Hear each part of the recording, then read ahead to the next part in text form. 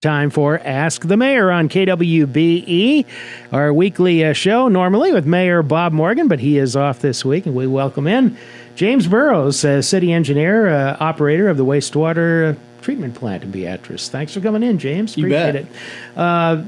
I'll ask you this, but you're telling me you don't really know, because this is kind of out of your area, but we get a question about the splash pad all the time. When's it going to open? And any news there at all? I know Mark has been waiting on a part. I think there's a valve that he's been waiting on. Mm-hmm. And as soon as he gets that, I know he's been fielding a lot of questions regarding that same topic. And I guess we're pretty fortunate about how successful that splash pad has been and the use of it. So that's a good thing that people really miss it and want to make sure that we get it back in operation. So especially miss it these last couple of days. Boy, that would have been nice to have it there. But there's a pool. There's a Big Blue Aquatic Park. So that's right. Go there. There was a thought one time of putting another splash pad in. Is that something that still kind of looking at just a little bit out there, or what? I think so. I've heard the same thing. I've heard some council members mention it. I've heard Mark talk about it. Of course, with anything, it's one, the location, where to go, and two, like anything else with the city, is the cost. Money. How do we come up with the money to pay for that? But again, the success of the first splash pad really lends to looking at maybe another one in a different part of the town. So. Yeah. Talk about the engineering department. You're not a big staff. Talk about the makeup of your office. We are really small, and the amount of work that we get put out the door, I think is pretty amazing anyway. We have a staff of 3. We have myself as the city engineer, and then I have 2 other staff. One is Barry Easley, who's been with the city for a long time, and he's our surveyor and also a draftsman for me on some of our projects. And then I have Doug Zuloff, who's been with the city for quite some time as well. I kind of call him my GIS person, and he also is a drafter and designer for me on a lot of the projects that you see come out the door. You ever think that, boy, would it be nice to have one more person or 2 more, or how is that? We've discussed that. But we're trying to stay lean and mean as much as we can. Like we said with the government, it seems like the rules and regulations never get easier. Easier, yeah. There's always more rules and regulations, so to keep up with that, it's really hard. And one of the things that's pushed us to our limit has been stormwater. I think people have heard me talk about that before. There's always more stormwater regulations coming down, and trying to keep track of that and to do all your documentation gets really tough. But we've been doing pretty well and keeping up. That's like what, retention areas, and then keeping construction areas where you don't get runoff or erosion and things like that.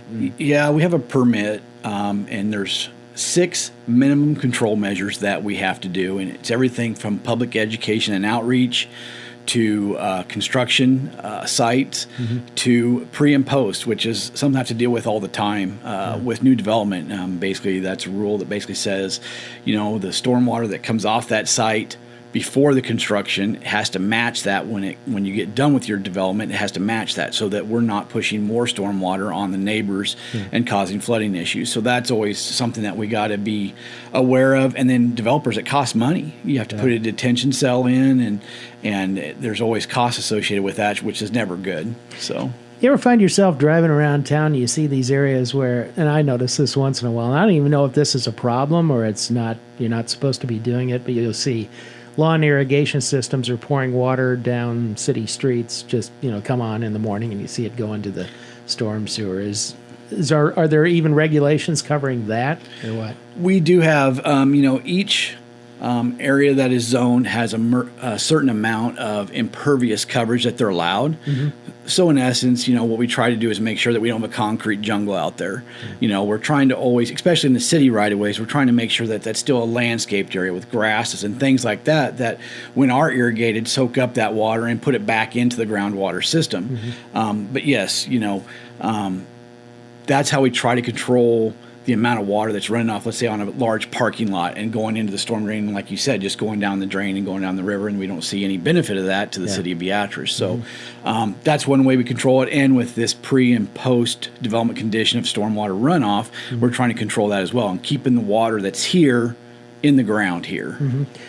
The Trailhead Park by Dempster, isn't there a little project you've got going there where you're trying to contain water. Yeah, we improved that area, which I think looks great. Mark's guys did a good job of getting that grass to grow, and we have the shelter there and the parking lot there, and there's a lot of concrete that was added there. Now, if anybody was aware of that area beforehand, it was rock hard, and water pretty much ran off of it anyway. But cut your tires pretty good driving in there then. But to be good stewards and having people understand that the city's doing the same thing that we're requiring them to do, we were going to install a biogarden or a detention cell there that the water from the parking lot will run off into. There'll be grasses and different soil makeup that will absorb that water before just sending it on down to the storm drain system. So we recently took bids on that work.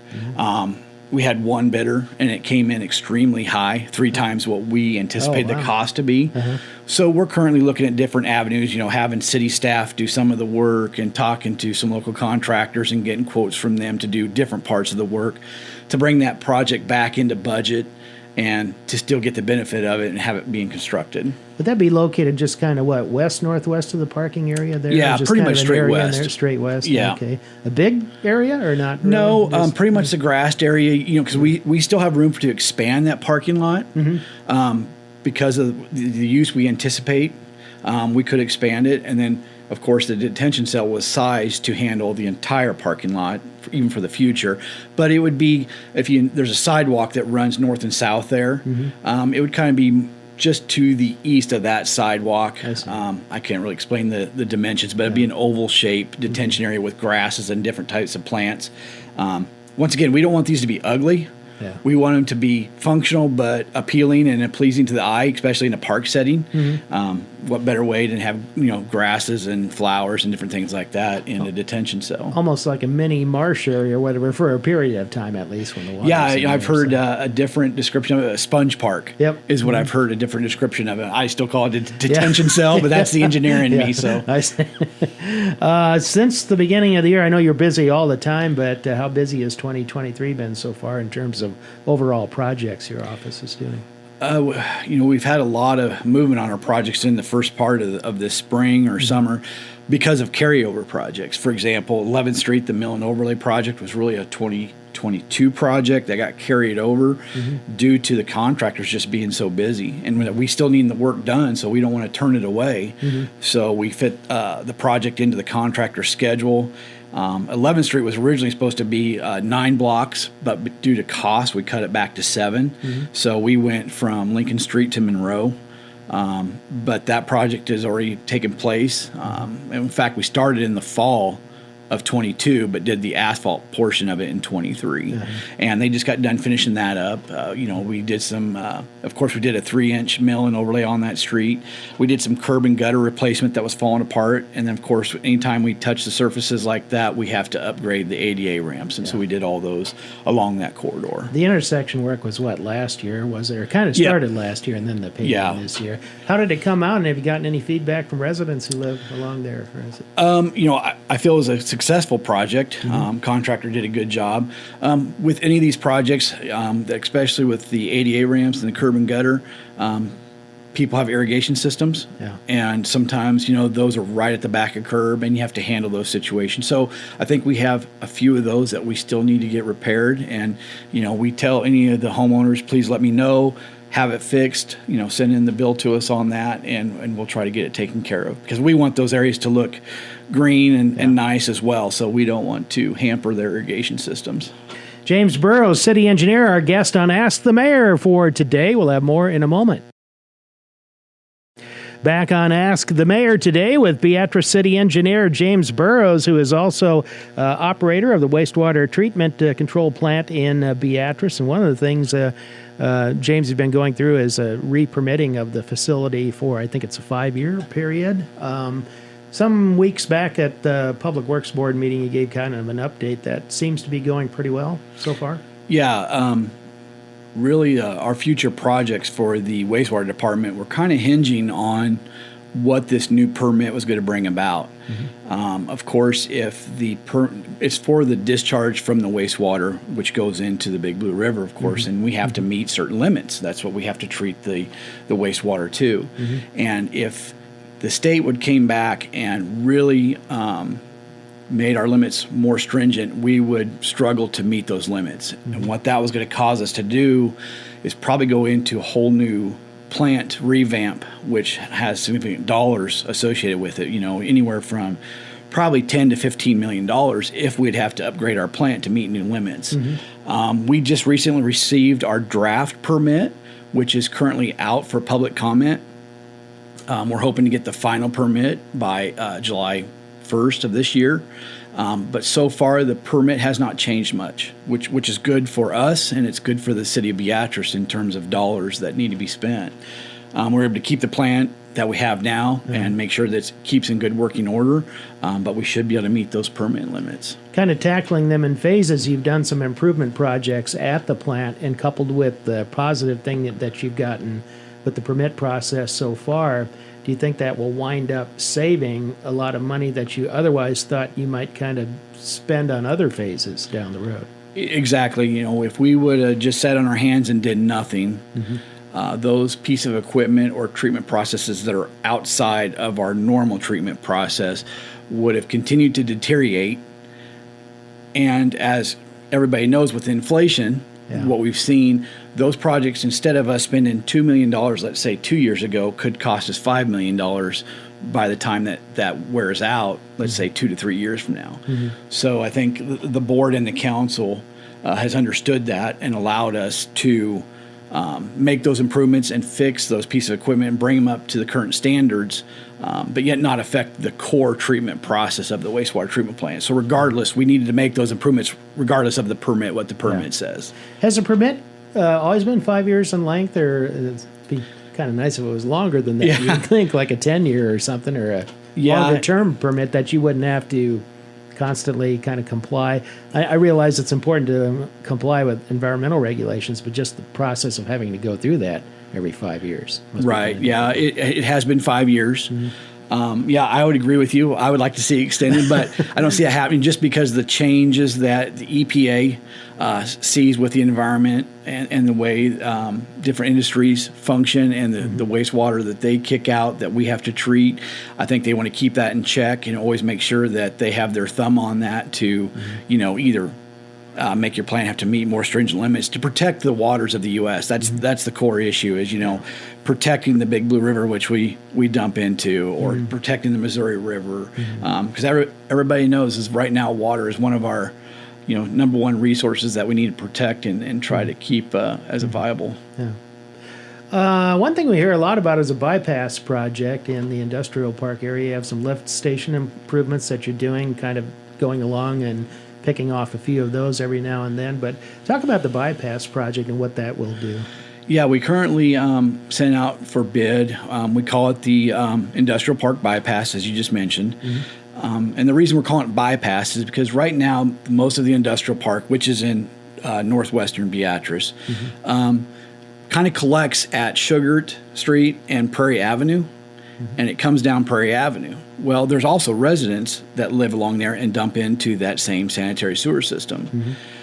So two components of that is we've seen some capacity issues there that we want to rectify. But two, one thing we didn't want to do is, let's say if there was, not that there is, but any chemical spills or anything that would come down that line, we didn't want it to affect those residents. Or if a sewer would collapse in that residence area, affect the industrial park area. So we are currently putting in a new system that will bypass Prairie Avenue. So the whole entire industrial park will not go through the residential neighborhood. It will, in fact, go to the west of Prairie Avenue, behind those homes, come down to what we call lift station number 5, which is just right there at... That's the one by the bridge there? At Indian Creek and then 2nd Street right there. That's where all that collects is into that lift station. Okay. So also, we want to set ourselves up for future industries to come in. We looked at an entire development area. What do we need for the future to be able to handle those flows? And so we made sure that this new bypass line is large enough. So the new line consists of 12, 10, and 8-inch sanitary sewer. And with new industrial ground being purchased, who knows? You get a big company out there, then as I understand, they would be able to tap into that bypass then. That's correct. There. Okay. Yep. Yeah, and we accounted for all that, that entire area to develop, so that we set ourselves up. And again, this is what we call phase 3. Actually, this sanitary sewer will be installed through trenching, but we have an existing component that connects phase 3 down to that lift station, and that's phase 2.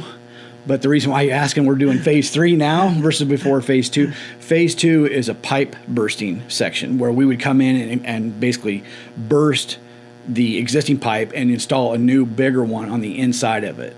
But at this point, we're like, well, that sewer's functioning properly now. Let's get this new one built, the trench section, and we can come back in and pipe burst the connecting piece at a later time. That project, is that close to the rail line out there? Or it is. We run along the railroad corridor for some length there, right on the west side of 2nd Street or Ashland Avenue. There's some discussion of where that changes to what. It's kind of a weird arrangement out there. What's Blue Ridge Road and what's the 32nd or 33rd or whatever it is. Yeah. So before we take another break, it's not going to happen this year, but you did. The council did approve the bid on it just recently, and that's the South 13th project between Oak and Beaver, concrete reconstruction there. A little bit different project because you got a couple of residential areas where there's one way in, one way out. So a little tricky to kind of do that project and make sure everybody can get to their house. Right. So 13th Street is a project that we sent out for bid, and it was, like you said, Oak to Beaver.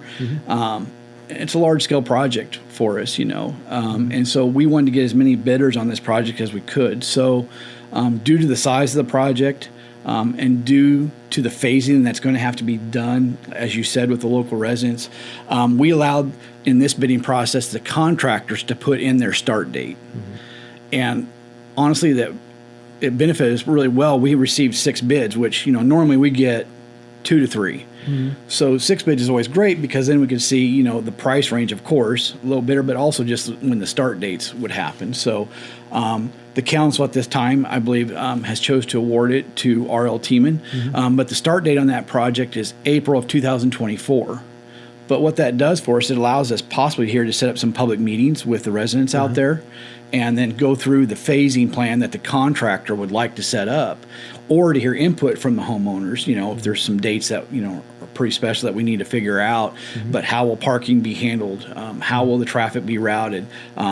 Taking into account, the golf course events, making sure that we try to take all that into account. But so I think that time lapse in there is a blessing in that we can get all those things ironed out before we even start construction and inform the public so they can know what to expect when they come down that road. And is it closed? Is it a one-way and things of that nature? If I recall correctly, the difference between the low bid and the high bid, I think the high, 550 or so was a low, and then it was like 850,000 or so on the no, or was it 700 some? Actually, I believe Tiemann was around 580, and then the next one was like 660. Oh, I see. But we did have a wide range, so it went from Tiemann to there, and then we had all the way up to 880. Yeah. So we're really fortunate that we got those bids, and that Tiemann was willing to bid the project, and it came in where it did. That really helped us on our budget. Was that an unusually large disparity for a half dozen bids there, or not necessarily?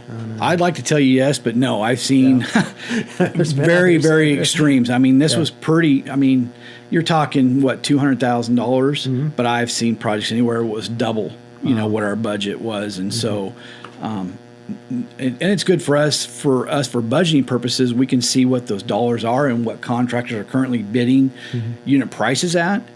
And then for our future projects, we can get a better understanding and budget more accordingly and set up ourselves for the future. Sometimes it depends on what the contractors have lined up too, isn't it? As far as what, Workload is a big component to dollars. Yeah. Everybody is very busy right now. And like everything else, if there wasn't a lot of work out there, we'd receive more bids and they would be more hungry, and those unit prices would come down, which benefits us. But so I feel very fortunate in this bidding environment that we were able to get 6 bidders. Yeah. We'll be back to wrap up Ask the Mayor with City Engineer James Burroughs today in just a moment on KWBE. We wrap up Ask the Mayor today with Beatrice City Engineer James Burroughs. How's the water main project work going on 4th Street? I know it will move over to court eventually, but any unforeseen things you've run into there, or has it gone pretty well?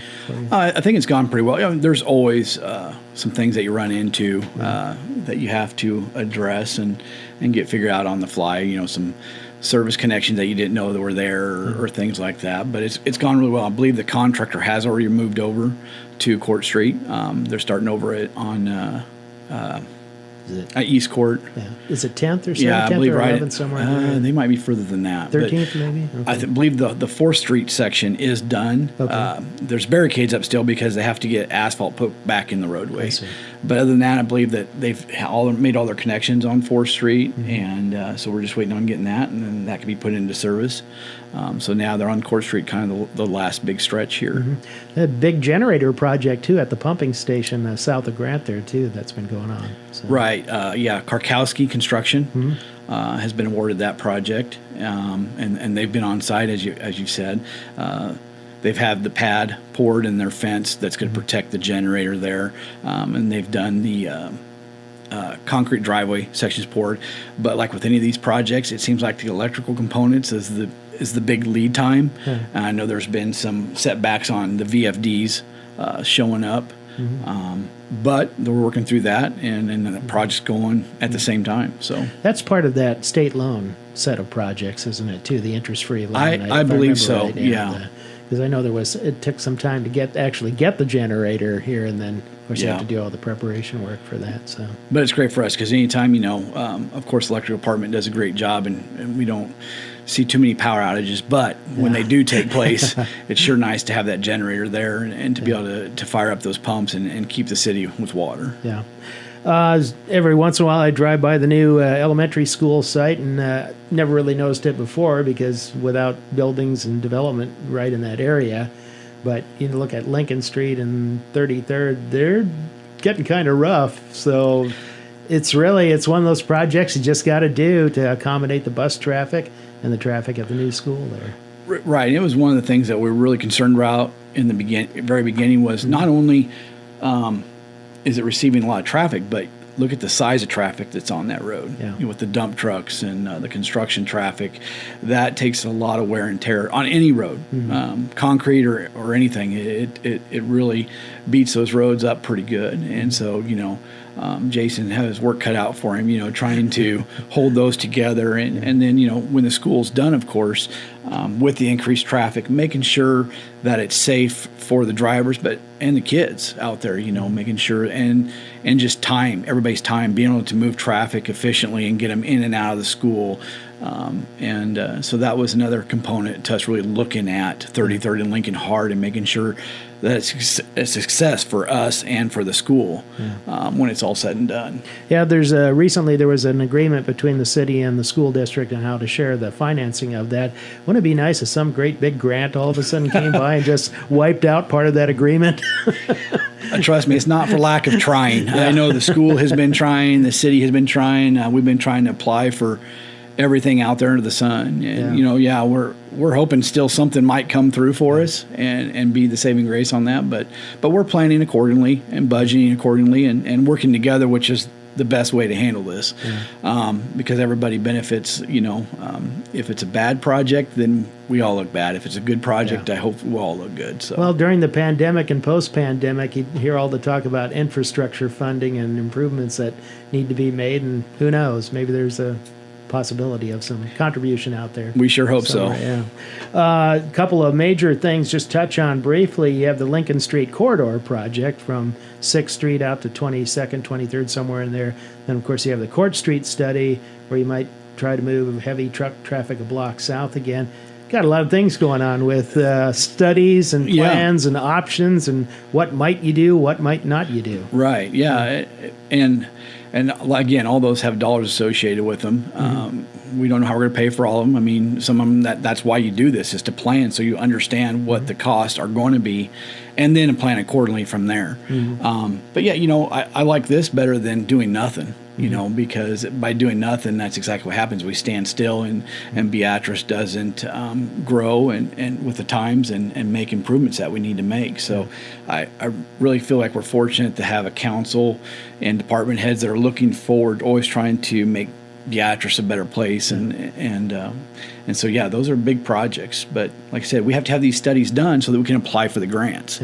Because that's what's really weird, is you almost have to have these shovel ready to go when you apply for these grants, so that if you get them, you're ready to move forward. And so I think we're setting ourselves up for the future really well. All right, James, thanks very much for coming in. I appreciate you subbing for Mayor Bob Morgan today. You bet.